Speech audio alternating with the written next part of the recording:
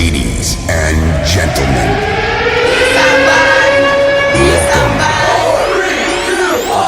everybody wants the prize, but nobody wants to pay the price. Can they be pushed? Do they have a sense of urgency? Do they want to be great? And then, of course, you look at them and be like, yeah, right. Everybody wants to be on your team when you're on top. I saw the angel and the marble, and I carved until I set him free. Go be somebody, bro. But the most important part of the Be Somebody journey is the resilience. Welcome to the Be Somebody Podcast, your real and raw destination for all things entrepreneurship, leadership, and culture, with your host, Kash Shaikh, and our CEO and founder of Be Somebody Inc. and BSB Group International, Kash Shaikh. Welcome to episode 4 of the Be Somebody Podcast. Shout out to all of our listeners to previous episodes, and mad love to all of our subscribers. I'm your co-host, Kash Shaikh, with our founder and CEO of Be Somebody Inc. and BSB Group International, Kash. What's going on, Kash? What's going on, man? I always get pumped hearing you open the show, man. It's always good, and I'm so just grateful for everybody that's been downloading, subscribing to all the shows. We got 3 shows. Yep.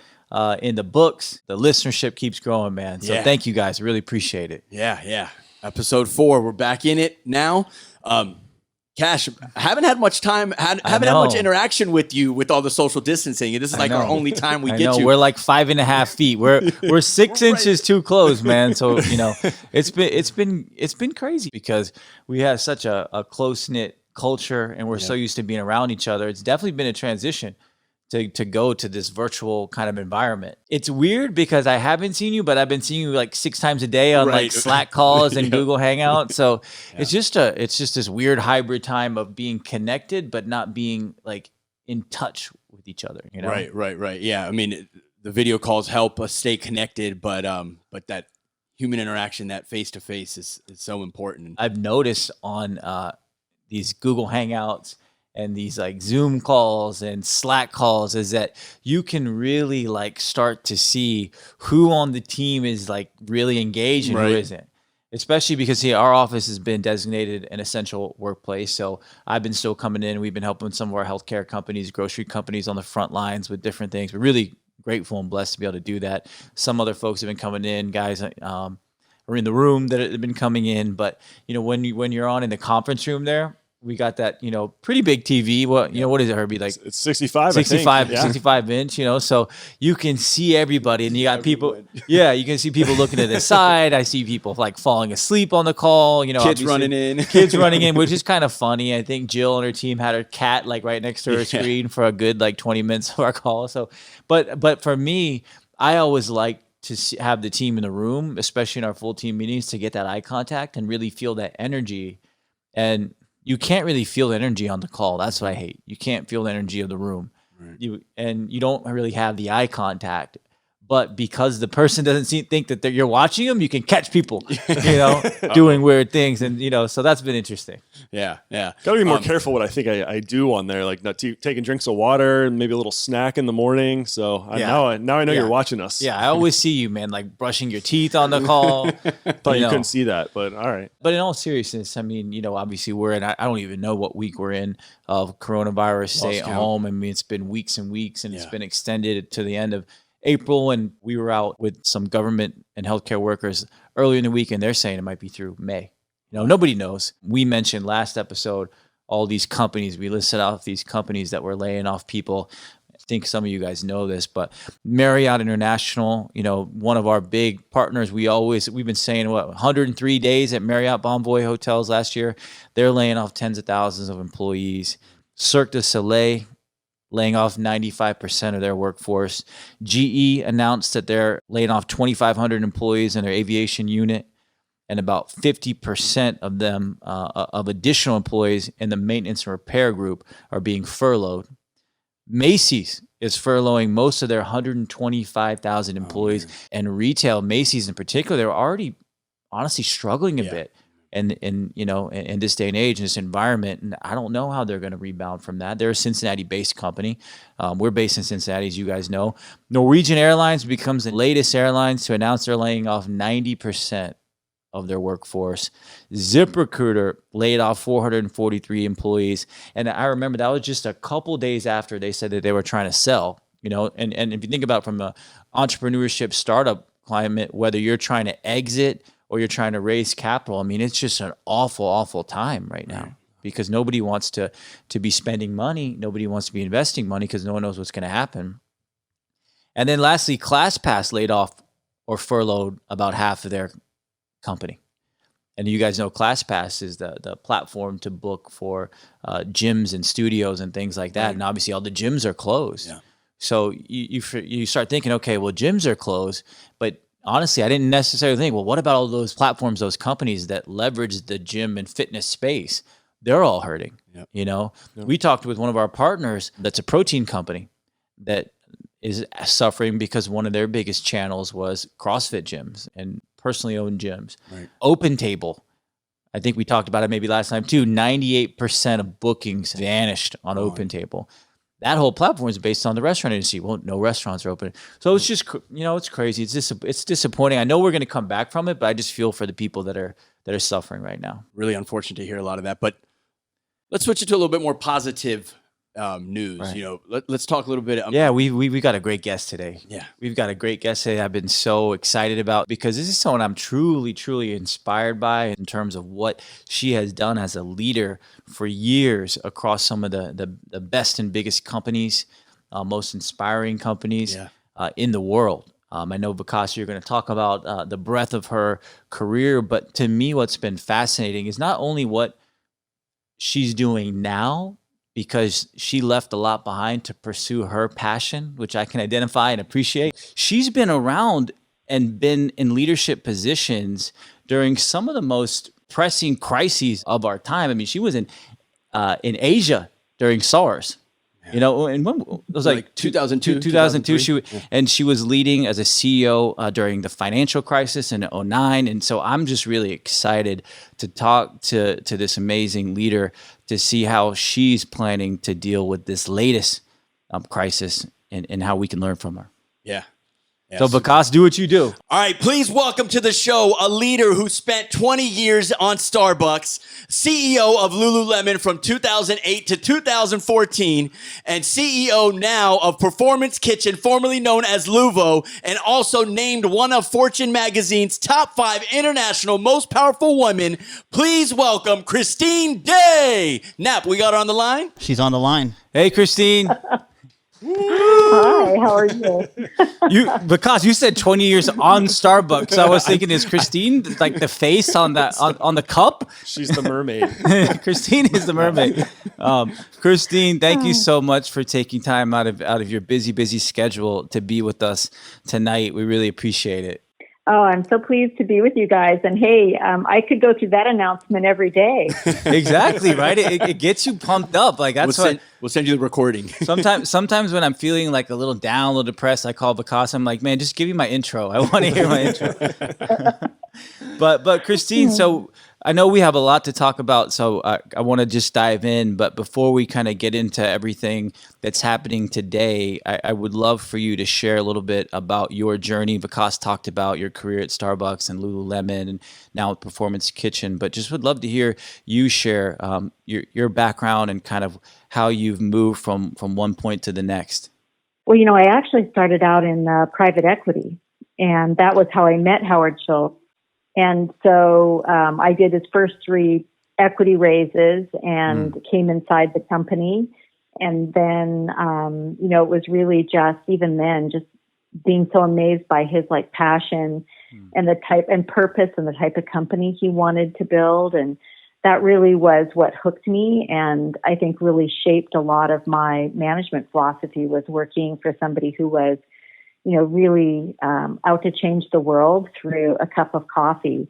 Mm-hmm. And ever since then, I've really learned that innovating on purpose is really what my whole career has been about, and following great people and building great teams, but always doing the right thing and building on what I call the values economic chain instead of the economic value chain, which is a theory of dominance, if you remember that from business school. But and it's about creating value for every segment of who you work with, and that's really what I'm probably proudest of in my whole career is having learned how to do that and share that with others and pass it on. And that's why I take the time to do things like your podcast, is just to share what I've learned in my journey along the way.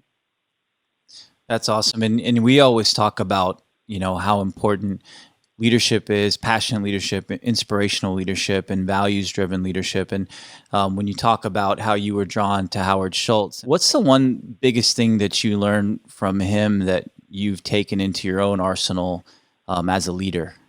I think it's really that purpose has the power of engagement, and that vision. And when you have that purpose, you have people engaged on the purpose, that it's not a job, right, that people come to every day. It's really a mission, and they go beyond job descriptions when they feel like they're contributing.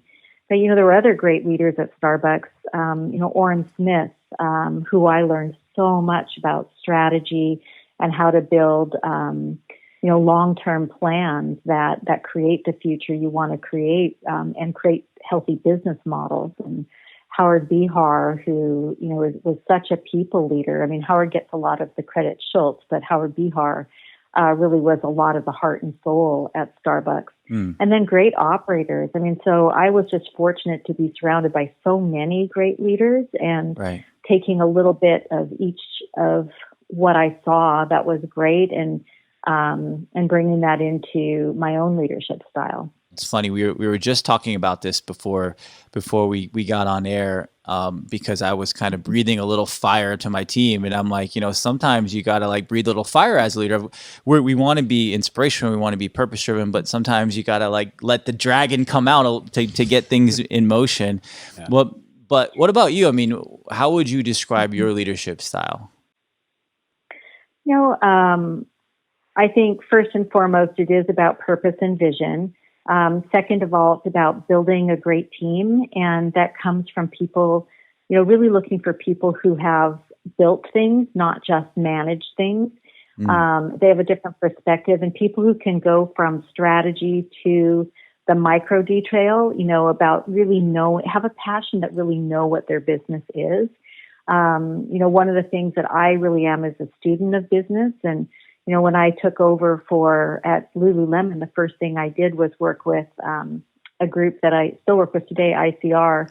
And I asked Joe Techlitz at the time to build me a model of all the 50 top great retail stories and, the 20 worst, and then looked at for the patterns of what made great business. So while I'm very purpose-led, I'm also very disciplined and a student of good business models. And great teams. And I had to learn I think probably my biggest lesson as a leader was going from being an individual contributor to learning how to really engage and let other people contribute and create the space for them to perform. So that's really something that I evolved into, but I think is a big part of my leadership now. But like you said, there's times to be the hero, and then there's times to be the servant leader. And you can't just be one of those. You really have to be both. And you have to have the discipline to set the guardrails for when the contributions of the team aren't going in the direction that the vision needs to go. And you've got to manage to performance. So I think people would tell you I'm a tough performance driver as much as anything else. But I know the business that I'm in. I'm a great student of it. And then, I really go to bat for my team. And I think I'm a calm leader. Most people would tell you that they very rarely heard me use my voice or raise my voice. They do hear me swear, but they don't hear me raise my voice very often. I don't get too excited. I need to learn that skill because we need to take Christine's masterclass on not raising voices, because we yell every once in a while, Christine, but we also do swear too. So we do have that in common. So when we talk about, your move from Lulu to Luvo Foods and now Performance Kitchen, I know that when we had talked before, there is a lot of personal passion, a lot of personal connection that led you to that move. So I'd love to hear about, what inspired you to make that jump and kind of how things are going now. And also just would be great for you to share with our listeners, what Performance Kitchen is, where you guys are going, how you guys are driving innovation in the space. Yeah, I mean, for me, I've always had a health and wellness bent to everything I've done. I've loved food and cooking and had a huge interest in it. But what really tipped me over the edge was my mother, due to a pancreatic illness, ended up with type 2 diabetes. And at the end stage of that, after 25 years, unfortunately went through limb loss and then ultimately dialysis. And during the end stage of that journey, particularly after limb loss, going to the grocery store and trying to find food that actually met the doctor's orders, which wasn't too complicated, right? It was things like reduced sodium, high in protein, low sugar, and carbs. And, went to the grocery store all with my dad to, help him out, because if food hadn't come off a barbecue, he really didn't know what to, do. So I was shocked to see that there was nothing in the prepared food aisles that actually met the standards. Everything was too high in sodium, too high in sugars, not clean. Even the natural aisle, though, it was white pastas with high sodium sauces and no vegetables in dishes that were called vegetarian. And so my mom needed a lot of fiber and protein. So I was shocked. And so I started looking into it, and I found a little company that was, starting to do things based on nutrition.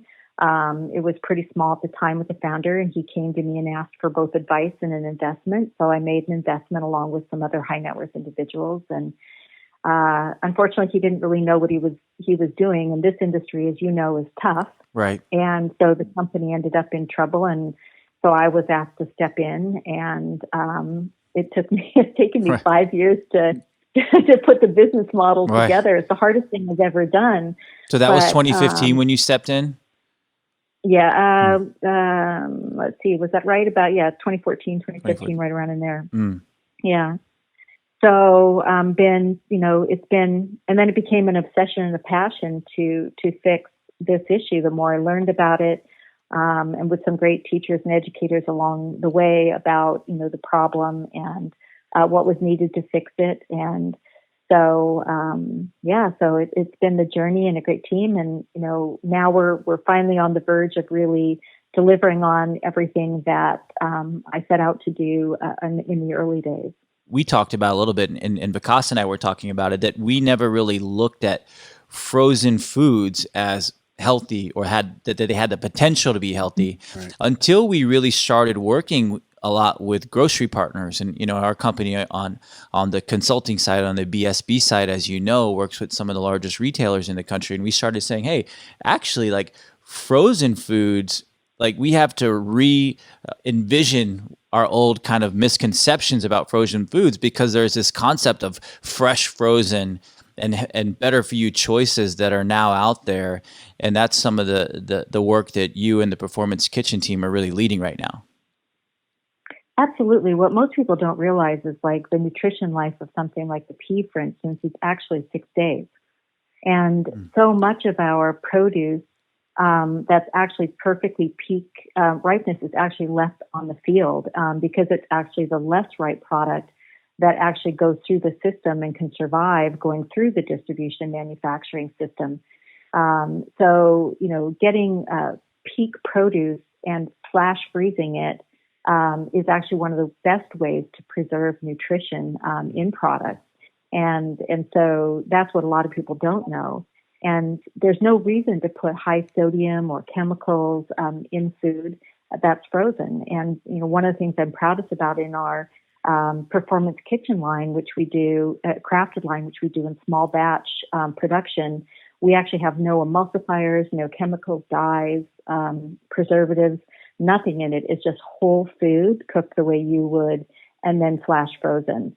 And then because we do small line production, we don't even need to use emulsifiers. And so it's some of the cleanest food that you could have out there. And so I think that's really just understanding how the business works and how we can create great clean product is something that we've really studied and I'm really proud to bring to market.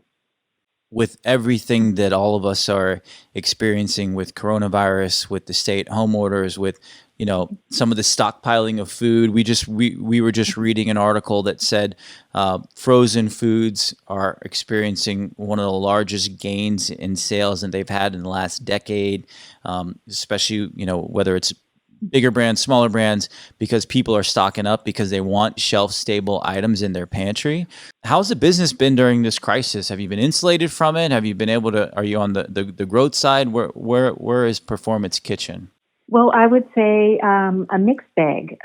Definitely, we saw the pantry, buying surge that a lot of the frozen food groups have, and so saw some really strong results towards the end of the first quarter, and reorders that are happening, and refill orders that are happening right now. We also know we left a lot of business on the shelf because the grocery stores couldn't stock fast enough and keep the aisles full.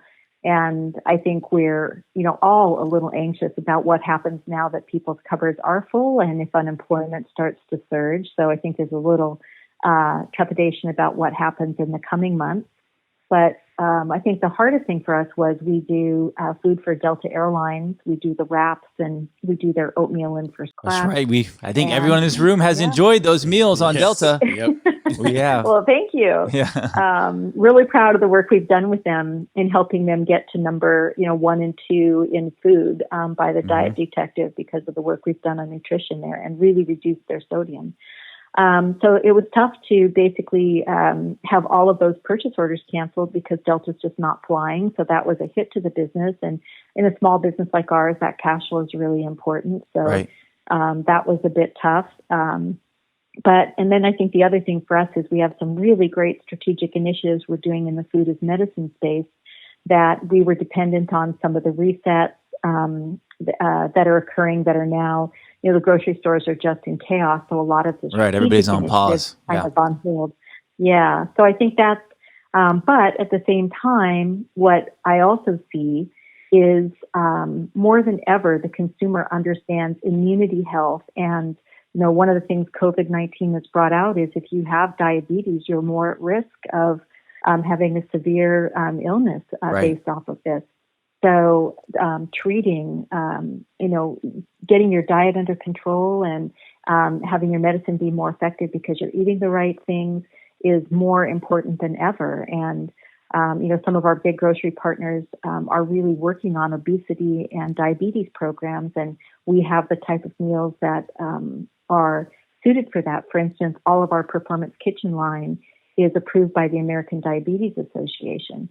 And not everybody can say that about their meals. And so anything, that you're choosing from us, we're helping you with that. And so, we think those are really important things that the consumer is now starting to really understand. Right. And I think it will transform the marketplace, and brands like ours will see, I think, a prolonged upswing coming out of this.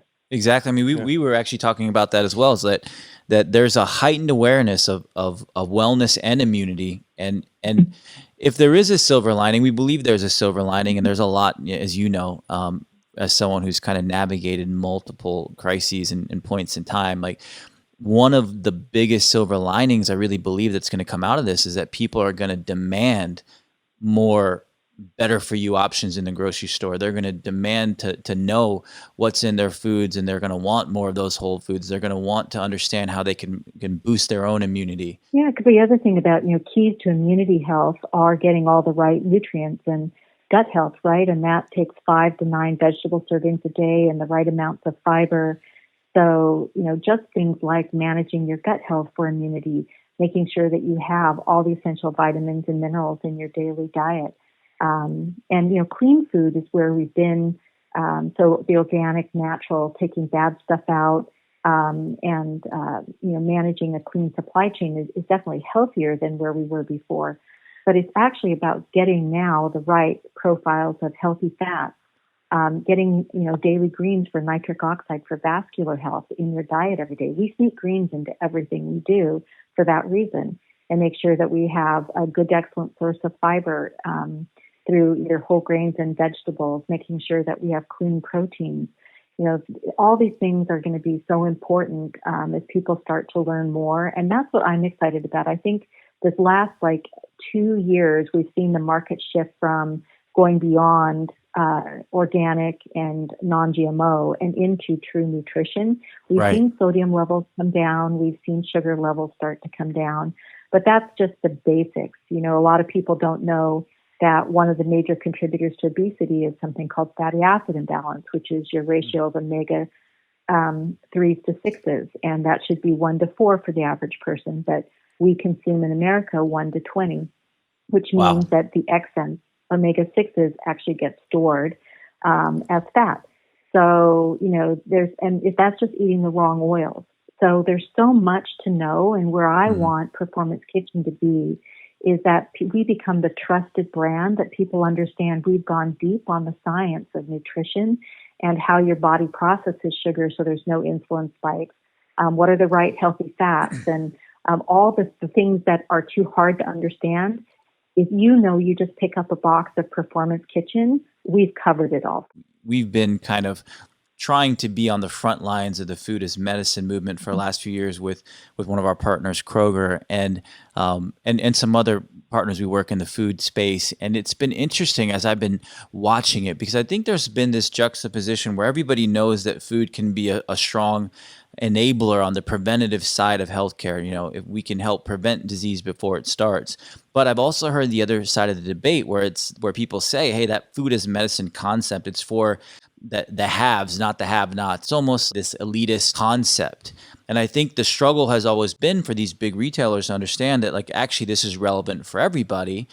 And like we said, now coming out of this pandemic, we really believe, I know you do, we all believe that people are going to be demanding it. But how are we going to enable everyone to have access to these healthier foods, whether it's fresh foods, fresh frozen?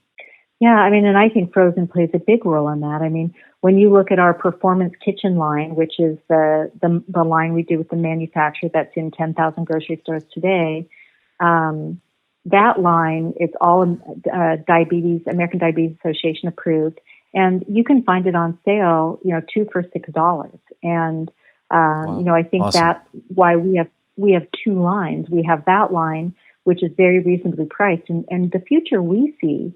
Because we qualify as a medically tailored meal today, is you start to see the insurance companies are starting to deal with both food insecurity and moving down the curve of going into reimbursable food meals for things like diabetes. So if you could get a meal for $3 that was subsidized by your insurance company at even $1.50 off, that makes it extremely affordable for low-income families that suffer from these challenges. And our goal is to put the right types of foods out there that making your familiar favorites, affordable. So, we're working on a line of soul foods right now, because we know that that's something that's really important in the South. We're introducing a line in the Southwest. So, that sounds good. And so I think it's just getting the things that people want to eat. With the onset of coronavirus, food insecurity is higher than ever. 33% of people that are going to food banks now were not there or had never been there before. Wow. So a third of the people are newly thrust into this need. So food insecurity has become a massive issue. And I think that, I love that you guys are offering options at a price point that enables access for a lot of people. Yeah. Absolutely. And I think that our Performance Kitchen Crafted line is higher priced at $10, but they're larger serving. And they come in, so, be, for instance, 340 to 400 grams of food compared to 252 grams of food in your average frozen meal on the frozen aisle. But because in that line, we have really gone deep. We have 150 items that qualify as medically tailored meals that deal with everything from the keto low carb, as you have to call it carb wise, because of, if you put a meat product in it with the USDA, you can't use the word keto. But we have low FODMAP, we have maternity bundles, we have a full Mediterranean line, vegan, gluten-free, dairy-free, allergen-free. pretty much any specialty eating that you need, we've done. But at the same time, like if I think about my dad now, who's by himself and eating, and so it's full of things like, pot roast and shepherd's pie and, pork Dijon and, all the things that I know my dad would eat. So broad appeal, just making, again, your familiar favorites healthy and with whole foods. Herbie, what's the misconception or perception that people have when we start talking about healthy foods? What do they think about the food? Tasteless. Yeah, exactly. So, Christine, how does the food taste? How does the soul food taste? How does it all taste? I'm getting hungry hearing these descriptions, by the way. Yeah. Oh my gosh. Well, I'll tell you, it can still be delicious. And here's a couple of the number 1, 2, 3 ways that we do it. By putting the right healthy fats in the food, that carries the flavor and the mouthfeel. Then we really focus on real, authentic spices and herbs as opposed to just salt and sugar. So you get a more complex, full-bodied mouthfeel when you eat our food versus like really kind of almost like the sharp flavors you get from just chemicals, sodium, and sugar. And so I would put up our meals against anybody's. And yet we have a third oftentimes of the sodium that somebody else does. And we use real fruit. We use real vegetables. So like our roasted cauliflower mac and cheese has a butternut squash puree in it for hidden veggies and a little cayenne pepper to give a little bit of zing. But the sodium is less than 400 milligrams in that dish. I just can't wait to come out with the French fry only frozen food because that's gonna be mine. But Christine, just shifting gears now. I mean, we talked about a little bit, during your introduction, but you've had the opportunity, the responsibility, the challenge to be in leadership positions during some pretty big crises, like we talked about SARS, being in Asia at that time, the financial crisis. Would love to hear kind of your perspective of what you learned during those times and how that's helping you navigate this current pandemic that we're in today. Yeah, I mean, I think certainly I think what I'm seeing even amongst some of my CEO peers and myself is when we've been through this not obviously this one, and it's a double-edged sword here with both a pandemic and a financial crisis. Right. But having been through crises before, it's so important to hold the vision for what the future can look like and take the actions that you need to take now to ensure the survival of the company and the care of your people and your customers. But really the long view helps. And that perspective of resiliency and the path forward and the view to what the possibilities are coming out the other side is so critical to keeping your team engaged. And it's tough to make tough decisions, and then it's also supporting your customers, doing the right thing. We just donated, this last week in the Seattle area, we donated almost 3,000 meals. We're about to make another donation this coming week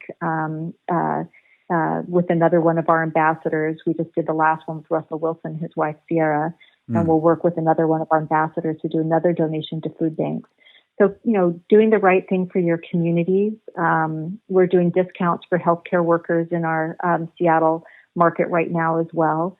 So that they can have, meals on the table and, delivered to their families and or themselves, deliveries to fire stations. So, taking care of your community is important. Making the tough calls for your business. It is tough to lay people off, but, if you don't take some of the actions you need to, if you have a lot of cash on your balance sheet, like a Starbucks does or a Lulu does, doing what they're doing, which is taking care of their employees and continuing to pay them, is also, a huge contribution to society. So, right. And that gives their employees a lot of security. So it's that ability to kind of step back and not get into overreaction mode, and do the things that you can do today, including my son runs a restaurant. He had to shut it down, and now he just does delivery takeout meals for people in the community, and he's been able to keep his core team and everything with that. So just those lessons of how do you shift and pivot your business model to be of service and contribution to keep it going during these tough times. Yeah. And have you had to do make some changes to your team, your core team, to your employees in terms of people that are on staff, people that are being furloughed? We talked about a lot of layoffs and furloughs at the top of the show. Have you guys been impacted with that yet? Or are you? Yeah, we had to furlough the Delta team, until we see what happens with that. So that was really tough. But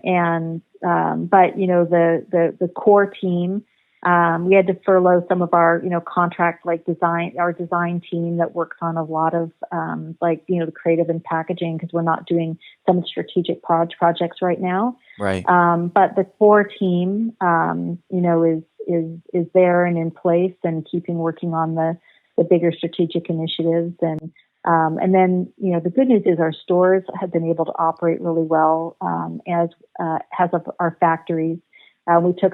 We actually hired some extra drivers so that in case anybody called in sick, we hired some extra line staff for the plants. We had to go through and make sure that our supply chain, we had to buy up some extra inventory just to make sure we could continue to manufacture goods. And so we worked back with all our vendors to take care of those type of things. So kind of pluses and minuses there in terms of hiring some staff, furloughing some, until we kind of get through the other side. It's great that you've been able to keep the core team in place. And I know one of the biggest kind of points of difference for you and your team at Performance Kitchen is actually like having people come and experience what you all do, come to your locations, come to the plants, come to see how you bring everything to life. And obviously that's not really possible now with people not traveling and clients not being able to move over or to move across the country to do these types of meetings. So how has that forced you to shift your approach right now? Really pretty PowerPoint presentations and videos and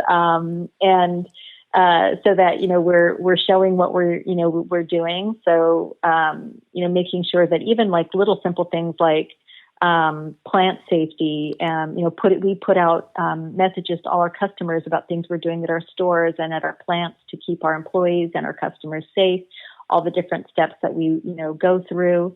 We were in the process of getting QA audits done for a new account at our manufacturing facility, and we had to shift at the last moment to a local guy who came in and jumped through some hoops to get him qualified as a person and accepted by the other group. But they were flexible and we were flexible, so we were able to keep things going.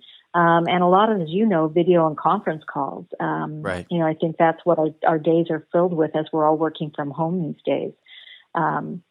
So we've been able to definitely keep things moving. But I think the harder thing is when you work with grocery stores right now, which are so just decimated and trying to take care of their employees and their customers and restock the shelves, you're not going to get any new initiatives in that grocery store probably till late summer if we're lucky. Right. Yeah. So Christine, speaking about working from home, how are you and your family doing during this time? Give us a little bit of, paint the picture for us of what's going on at your house. Well, so, my kids I've only got one left at home. So he's, basically still at University of Victoria, but he's now working from home versus, campus because they closed campus. Right. So he's here but my husband and I survived because we have two different home offices. So separation is key, huh? Yeah. Okay. Is key. We're not fighting over space. And then I think my little French bulldog is the happiest he's ever been because including right now, he's sitting next to me on the couch in my office. Right. Very happy to have him home this often. I think couples have been thrust into this whole new realm and whole new environment of like this 24/7 face to face, and people are like fighting more than they ever had, So that's an adjustment too that we don't really think about, but people are having spend a lot more time with their significant others. Well, let's see, we're in this, I married my college sweetheart. So we're in this now 35 years married and 3 years before that. So if we haven't been able to, we've been able to hold it together through thick and thin. So we're in pretty good shape. He does object, however, to my closer supervision of laundry and dishwasher loading, though. Well, that's awesome, Christine. Well, before we wrap up, I would just love to hear from you about what you feel this post-coronavirus world is going to look like, not just for your business, but also just for consumers, customers in general. I hope there's a deeper appreciation for our frontline workers in the service trades and retail trades, like grocery, apparel, restaurants, hospitality, hotels. I think they've been an unsung hero in the economic landscape for way too long. And so I'd like to see, and I think we can also, what we'll see from this is the devastation that occurs when that sector is hit, because that's really those are the hardest sectors or groups that have been hit in this. And it employs so many people. And, if I could wave magic wands, I would change, for instance, the payroll taxes to be far less for employers and employees at that low, at that spectrum, because it's also, those are the jobs that train our youth on, how to work and their first jobs. And then I'd like to see payroll taxes go farther up the income chain to offset that. And so that employers who employ everybody actually have more of a bottom line to invest more and take up wages. So I think there's some smart ways that we actually could change the system to put more money in the pockets without and encourage more employment for that type of, and reward the employers who really are, I think, the backbone of the country. So I'd like to see some changes like that dealt with some income inequality, and I think that we're more fair and reasonable to help the economy get back on track. I do think the world of food will forever change, and I think that food is medicine, immunity, health, and it's one of the top Googled words right now. So people are learning and paying more attention to underlying chronic diseases, which escalate your risk in future pandemics. So I think this is going to be a turning point in conversation. And also then those chronic diseases are going to have to get dealt with more aggressively by insurance companies. They're going to have to partner with food companies, healthy diets, in order to change that outcome there as well. So I think the forces are all coming together to change this whole food as medicine, focus on nutrition, which I think will be a huge opportunity for food. And I think you'll start to see that beyond grocery stores into restaurants and in just general health. And it doesn't mean, I'm not anti-ice cream by any way, shape, or form or cookies.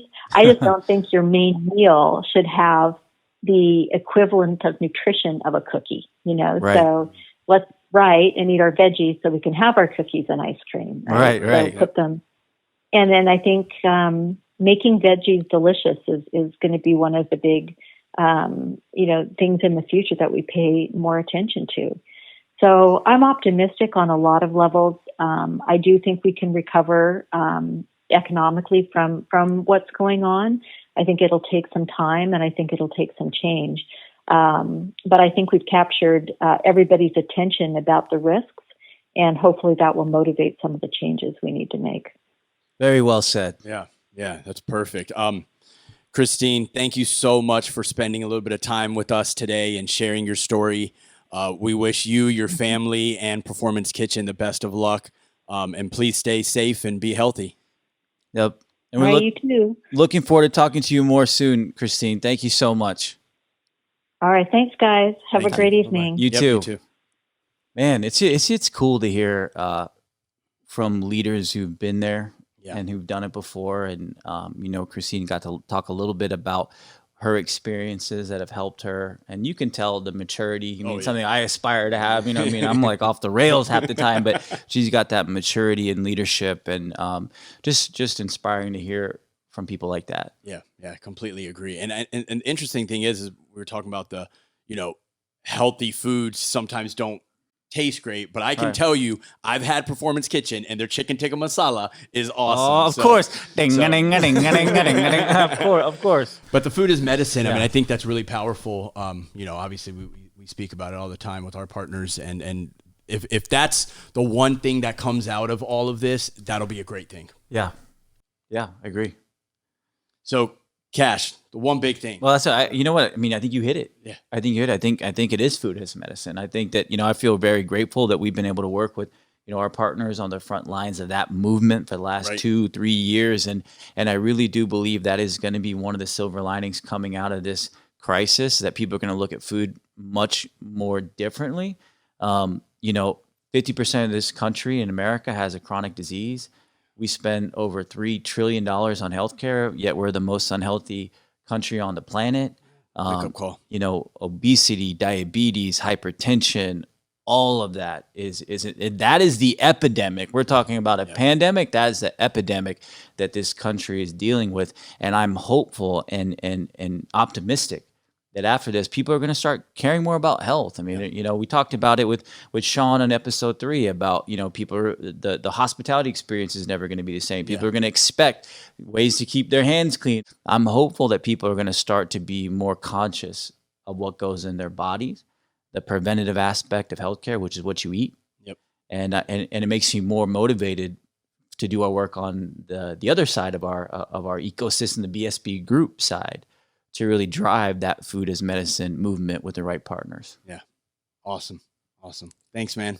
Another one down, man. Yep, another one. Somehow you always work in chicken tikka masala, man. Every conversation, bro. But thank you, bro. I love it. Thank you. Thank you, everyone. Thank you, everyone, for listening to the Be Somebody podcast. Please visit us at besomebody.com for all of our audio and video episodes. And don't forget to subscribe on Apple Podcasts, Spotify, and all of the other major podcast streaming apps. Thank you. We out.